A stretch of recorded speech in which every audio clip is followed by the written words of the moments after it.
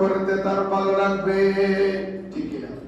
আল্লাহ রাব্বুল আলামিন কোরআনে কারীমের মধ্যে বলেন, ইয়া আইয়ুহার রুসুলু কুলু মিনাত তাইয়্যিবাতি ওয়া'মালু সালিহান। আল্লাহ বলেন, হে আমার রাসূলগণ, তোমরা হালাল পবিত্র খাবার গ্রহণ করো, হালাল রিজিক গ্রহণ করো। এরপর আল্লাহ বলেন নেক আমল করো। কি বললেন? নেক আমল করো। প্রথমে আল্লাহ বলেন হালাল খাবার গ্রহণ করো, পবিত্র খাবার গ্রহণ করো। এরপর আল্লাহ বলেন ওয়া'মালু সালিহান, নেক আমল করো। এখানে দুইটা কথা বলা হয়েছে। প্রথমে বলা হয়েছে হালাল খাবার খাওয়ার জন্য, 2 নম্বর বলা হয়েছে নেক আমল করার জন্য। দুইটা কথা না, পাশাপাশি কিন্তু দুইটা কথা বলা হয়েছে। প্রথমে বলা হয়েছে কি হালাল খাবার খাও, এরপরে বলা হচ্ছে নেক আমল করো। আমার বন্ধুগণ, এখানে মুফাসসিরে কেরামগণ, তাফসীরকারগণ বলেন এখানে দুইটা কথা একসাথে বলার কারণ হইল হালাল খাবারের সাথে নেক আমলের একটা বিশেষ সম্পর্ক রয়েছে, বিশেষ সম্পর্ক রয়েছে। কারণ রে ভাই, একজন মানুষ যখন হালাল খাবার গ্রহণ করবে, যখন সে হালাল খাবার খাবে, তখন সে আল্লাহ আল্লাহ বলতে তার ভালো লাগবে, নামাজ পড়তে তার ভালো লাগবে, রোজা রাখতে তার ভালো লাগবে, যত নেক আমল আছে সবগুলা করতে তার ভালো লাগবে। আর যখন হালাল খাবার যখন তার ভিতরে ঢুকবে না, হারাম খাবার যখন তার ভিতরে যাবে, তখন তার আল্লাহ আল্লাহ বলতে ভালো লাগবে না, নেক কাজ করতে ভালো লাগবে না। তখন তার এর বিপরীত যত খারাপ কাজ আছে, যত মন্দ কাজ আছে, এগুলা করতে তার ভালো লাগবে। এগুলা করতে কি লাগবে? তার ভালো লাগবে। ভালো কাজ দেখলে তার ভালো লাগবে না, তার খুব কষ্ট লাগবে। কি লাগবে? কষ্ট লাগবে। আরে নামাজ পড়াতে এত কষ্ট, রোজা রাখা এত কষ্ট, সারাদিন উপবাস থাকা লাগে, কি একটা সমস্যা, এরকম তার ভিতরে লাগবে। কেন লাগবে? হারাম খাবার গ্রহণ করার জন্য, হারাম খাবার কারণে। ও আমার বন্ধুগণ, এই হারাম খাবার যখন বয়স্করা যখন খাইলে যখন তার ভালো লাগবে না, নেক কাজ করতে ভালো লাগবে না, ঠিক তেমনি ভাবে একজন শিশুকে যখন আমি হারাম খাবার যখন খাওয়াইব, হারাম খাবার যখন আমার বিবেকে খাওয়াইব, তখন তারও আর ভালো কিছু তার মন মানসিকতা এটা তার ভিতরে ঢুকবে না, মনের ভিতরে এটা ঢুকবে না যে ভালো কাজ করা। তখন সে ছোট থেকেই যে হারাম খাবার খাইয়া তার রক্তটা হবে, তার মাংসটা হবে, তখন সারা জীবন তার আর ভালো কাজ ভালো লাগবে না, সবসময় তার মন্দ কাজ ভালো লাগবে। এজন্য আমার প্রথম নম্বর দায়িত্ব হইল হারাম খাবার থেকে বিরত থাকতে হবে, হালাল খাবার গ্রহণ করতে হবে। হারাম খাবার থেকে বিরত থাকতে হবে আর হালাল খাবার গ্রহণ করতে হবে। আমার বন্ধুগণ, আমার সন্তান যখন ভালো হয় না, আমার স্ত্রী যখন ভালো হয় না, বুঝতে হবে খাবারটাও কিন্তু হালাল হচ্ছে না, খাবারটা কি হচ্ছে? হারাম হচ্ছে। আমার সন্তানকে যদি আমি ভালো বানাতে চাই, তাহলে সে যখন মিথ্যা কথা বলবে, তখন তাকে বলবো বাবা তুমি মিথ্যা কথা বলিও না। তাকে যদি ভালো বানাতে চাই, তাকে যদি একজন প্রকৃত আল্লাহওয়ালা বানাতে চাই, তাহলে সে যখন কোনো মন্দ কাজ করবে, তখন তাকে উপদেশ দিব বাবা এরকম করিও না, পারে না। কারণ উদাহরণস্বরূপ একটা পাথরের মধ্যে যখন কোনো কিছু লেখা হয়, তখন কিন্তু এটা স্থায়ী ভাবে থেকে যায়, ঠিক কিনা? পাথরে যখন কোনো কিছু লেখা হয়, তখন এটা আর মিটে না, সহজে এটা আর মুছে না, ঠিক কিনা? ঠিক তেমনি ভাবে একটা শিশু বাচ্চাকে যখন আপনি ভালো জিনিস শিশু অবস্থায় শিক্ষা দিবেন, তখন সেগুলো তার আর অন্তর থেকে আর যাবে না, মন থেকে আর যাবে না। হাদিস শরীফে আল্লাহর রাসূল বলেন আল ইলমু ফিস সিগারি কান্নাকশি ফিল হাজারি। পাথরের মধ্যে যখন অঙ্কন করা হয়, লেখা হয় কোনো কিছু, তখন যেভাবে এটা এমন ভাবে পাথরের মধ্যে এটা থেকে যায়, এই লেখাটা আর মিটে না। ঠিক তেমনি ভাবে একজন শিশুকে যখন আপনি এরকম তাকে যখন শিশুবেলায় যখন তাকে শিক্ষা দিবেন, তখন তার অন্তর থেকে এগুলা আর মুছবে না, এগুলা তার অন্তর থেকে যাবে, এগুলা তার অন্তরে থাকবে, অন্তর থেকে এগুলা আর যাবে না। আমার বন্ধুগণ, বয়স্কদেরকে যেমন বয়স্করা যখন মনে করেন আমরা যেমন ভালো মানুষের সাথে উঠা বসা করা লাগবে, ঠিক তেমনি ভাবে আমার সন্তানকেও ভালো মানুষের সাথে উঠা বসা করাতে হবে। আল্লাহ বলেন কোরআনে কারীমের মধ্যে, আল্লাহ বলেন ইয়া আইয়ুহাল্লাযীনা আমানুত্তাকুল্লাহা ওয়া কুনু মা'আস সাদিকিন। আল্লাহ রাব্বুল আলামিন বলেন, হে ঈমানদারেরা, তোমরা ভালো হয়ে যাও এবং ভালো মানুষের সঙ্গে তোমরা উঠা বসা করো। ভালো হয়ে যাও এবং ভালো মানুষের সঙ্গে উঠা বসা করো। এখানে দুইটা কথা তাফসীর কারক বলেন, মুফাসসিরিনে কেরাম বলেন, এখানে দুইটা কথা একসাথে বলার কারণ হইল, ভালো হইতে হইলে ভালো পরিবেশ লাগবে। কি লাগবে? ভালো পরিবেশ লাগবে। ভালো মানুষের সাথে যখন একজন উঠা বসা করবে, তখন সে আস্তে আস্তে ভালো হয়ে যাবে। উদাহরণস্বরূপ, চোরের সাথে মানুষ যখন থাকে, তখন সে আস্তে আস্তে চোর হয়ে যায়, ঠিক কিনা? মজুরির সাথে যখন থাকে, তখন আস্তে আস্তে সেও মজুরি হয়ে যায়। জুয়াখোরের সাথে যখন তার বন্ধুত্ব থাকে, আস্তে আস্তে তখন সেও জুয়াখোর হয়ে যায়, ঠিক কিনা? ঠিক তেমনি ভাবে একজন মানুষ যখন ভালো মানুষের সঙ্গে উঠা বসা করবে, তখন সেও আস্তে আস্তে ভালো মানুষে রূপান্তরিত হয়ে যায়, ঠিক কিনা ভাই?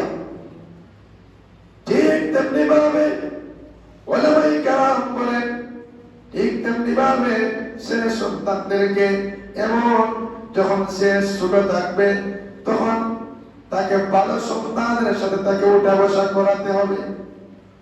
ভালো ফ্যামিলি বাচ্চাদের সাথে তাদেরকে উঠা বসা করাতে হবে।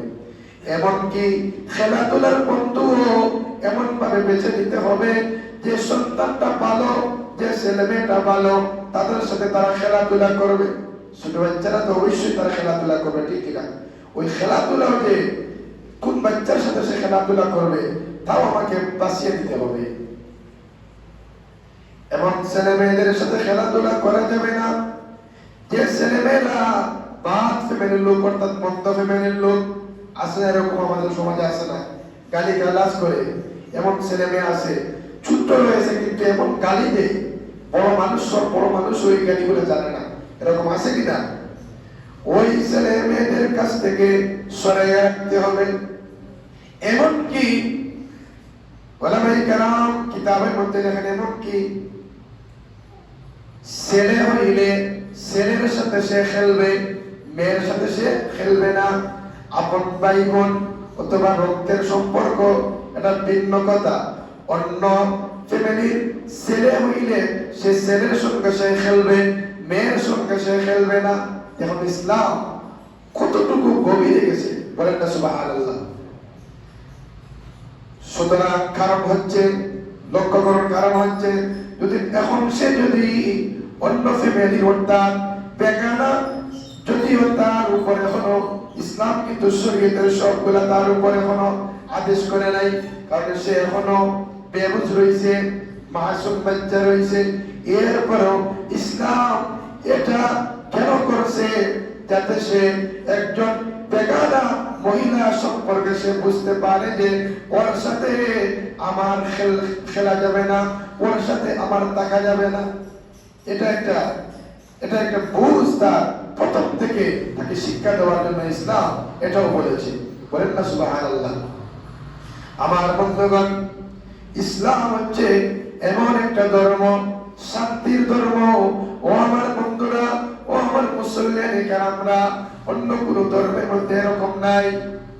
যত ইলম আছে, যত বুদ্ধিজীবীরা আছে, কোন বুদ্ধিজীবীরা এরকম কিন্তু বলে দেয় নাই। ইসলাম কিন্তু যা কিছু বলে দিয়েছে। এজন্য কবি বলেন, সোহবতে সালেহ তেরা সালেহ কন, সোহবতে তালেহ তেরা তালেহ কন। ভালোর সঙ্গে চললে ভালো হওয়া যায়, আর মন্দর সঙ্গে চললে মন্দ হয়। আমরা একটা প্রবাদ আমরা জানি, সৎ সঙ্গে স্বর্গবাস, অসৎ সঙ্গে সর্বনাশ, ঠিক কিনা? এটা কিন্তু আমরা সবাই জানি। ভালো মানুষের সঙ্গে চললে ভালো মানুষ হওয়া যায়, মন্দ মানুষের সঙ্গে চললে মন্দ মানুষ হয়, ঠিক কিনা? আমাদের ছেলে সন্তান যদি খারাপ হয়ে যায়, যদি ছোটবেলা যদি তাদের এজন্য ছোটবেলা যদি আমরা তাদেরকে এরকম ভরণ পোষণ করে না তুলতে পারি, যদি খারাপ হয়ে যায়, তাহলে আল্লাহ রাব্বুল আলামিন দোয়া শিক্ষা দিয়েছেন, কিভাবে দোয়া করবো তাও শিক্ষা দিয়েছেন। হাদিসের মধ্যেও এসেছে, কোরআনের মধ্যেও এসেছে, তাদের জন্য তারা যাতে ভালো হয় এই দোয়াও আল্লাহ শিক্ষা দিয়েছেন আমাদেরকে। আল্লাহ রাব্বুল আলামিন বলেন, রব্বানা হাব লানা মিন আজওয়াজিনা ওয়া যুররিয়াতিনা কুররাতা আয়ুনিন ওয়াজআলনা লিল মুত্তাকিনা ইমামা। হে আমাদের প্রভু, হে আমাদের রব, আমাদের সন্তান সন্ততিদেরকে আমাদের জন্য সুখের বানাইয়া দেন, আর আমাদেরকে মুত্তাকি পরহেজগারদের সরদার হিসেবে আমাদেরকে কবুল করো, আমাদেরকে বানাও। মুত্তাকি পরহেজগারদের সরদার আমাদেরকে বানাও।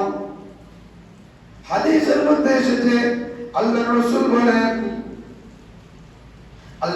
বলেন সন্তান যদি নষ্ট হয়ে যায়, সন্তান যদি খারাপ হয়ে যায়, তাহলে কি দোয়া করবেন? হাদিসের মধ্যে তাও শিক্ষা দেওয়া হয়েছে, আল্লাহুম্মা আসলিহ লি ফি যুররিয়াতি ইন্নী তুবতু ইলাইকা ওয়া ইন্নী মিনাল মুসলিমিন। হে আল্লাহ, আমার সন্তানদেরকে দুরস্ত বানাইয়া দাও, তাদেরকে বুঝ দান করো, তাদেরকে ভালো বানাইয়া দাও। এবং দোয়া করতে হবে, আল্লাহ আমি যে না বুঝিয়া সন্তানদেরকে লালন পালন করেছিলাম, এজন্য আমাকেও মাফ করে দাও, আমার বন্ধুগণ, সন্তান জন্মের আগেও যাতে তারা সুসন্তান হয়, এজন্য আল্লাহ দোয়া শিক্ষা দিয়েছেন, রব্বি হাবলি মিন লাদুনকা যুররিয়াতান তাইয়্যিবা ইন্নাকা সামিউদ দুআ। হে আল্লাহ, আমাদেরকে নেককার সন্তান দান করো, এবং আপনি দোয়া শ্রবণকারী, আপনি দোয়া শুনেন, আমরা যে দোয়া করি এটা আপনি শুনেন। এইভাবে দেখেন, আল্লাহ রাব্বুল আলামিন দুনিয়াতে আসার পূর্বেও দোয়া শিক্ষা দিয়েছেন, দুনিয়াতে আসার পরে কেউ যদি খারাপ হয়ে যায় তাহলেও দোয়া শিক্ষা দিয়েছেন। বলেন না সুবহানাল্লাহ। কেউ যদি নষ্ট হয়ে যায় তাহলেও দোয়া শিক্ষা দিয়েছেন।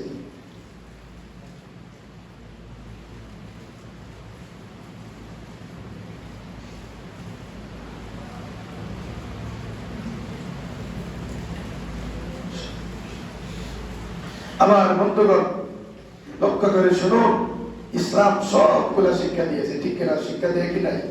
এরপরে যে আমাদের সন্তানরা যে নষ্ট হয়ে যায়, এই নষ্ট হয় আমাদের কারণে। কার কারণে? আমাদের কারণে। আমরা সন্তানকে সঠিক শিক্ষা দিতে পারি নাই, এজন্য সন্তান নষ্ট হয়। আমরা বলি, আমার ছেলেটা এখনো শিশু রয়েছে, আমার ছেলে মেয়েটা এখনো শিশু রয়েছে, এখনো ছোট বাচ্চা রয়েছে, আর কয়েকদিন যাও তখন তাকে এরকম শিক্ষা দিব, ঠিক এরকম বলে কিনা? না, এটা ভুল কথা। এখন শিক্ষা দিব,